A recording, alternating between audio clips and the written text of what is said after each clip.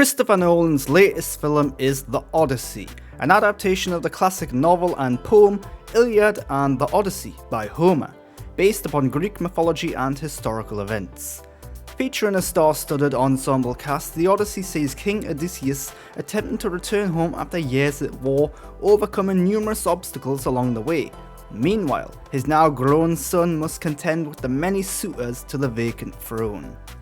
There have been many adaptations of Homer's works, and in many mediums. Christopher Nolan's is perhaps the grandest, most epic and indulgent of them all, and it's Christopher Nolan and everything he brings to the table that really sets this iteration apart from the others. This is a big budget blockbuster movie, with scale and scope both in terms of its focus, but also in terms of its crafting.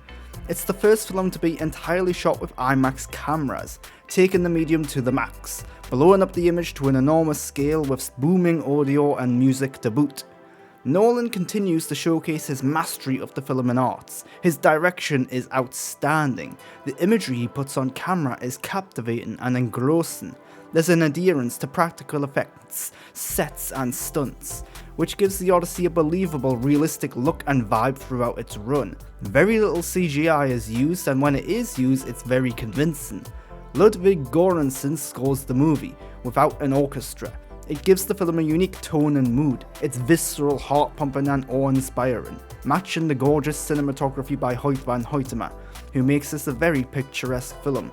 The on-location shooting helps matters too. Greece and the surrounding areas are well captured and conveyed, aiding the actors in their performances but also in capturing the scene. Where The Odyssey stumbles ever so slightly is with the script. The screenplay attempts to modernise many aspects of the original tale and its characters. Some of the dialogue is particularly questionable. I'm not a stickler for historical accuracy in a film focused on mythology, but some of the dialogue choices are a little too modern and distracting. Not to mention the fact that this story has been adapted many times before, which means that Nolan's version of the movie does suffer from overfamiliarity in certain moments. On top of this, the length of the film is a touch too egregious for my liking. Nolan attempts to edit things down to the core essentials, primarily out of necessity because an IMAX film reel can only be 3 hours long. I would argue that he hasn't edited the film down enough.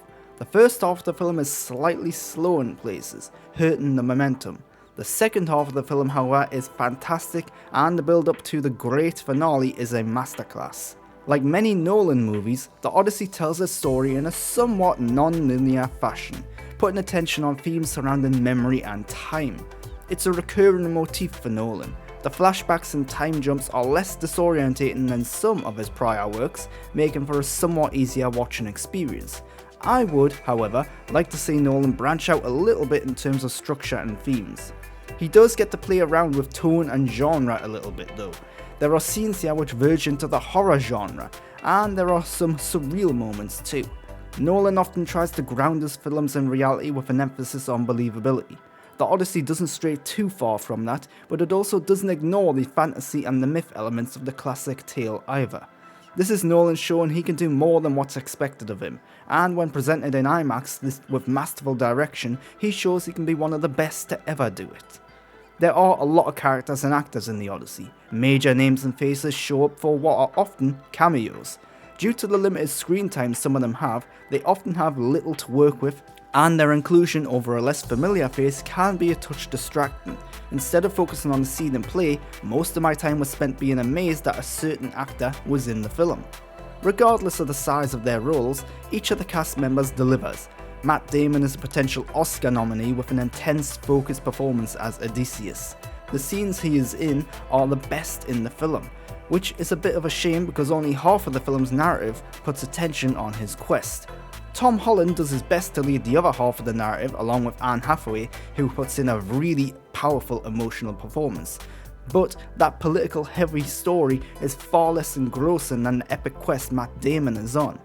The Odyssey is an epic. In many ways, it's a masterpiece, but it's not among Nolan's best works. For me, it's a bit too long, and in its first half, a bit too slow.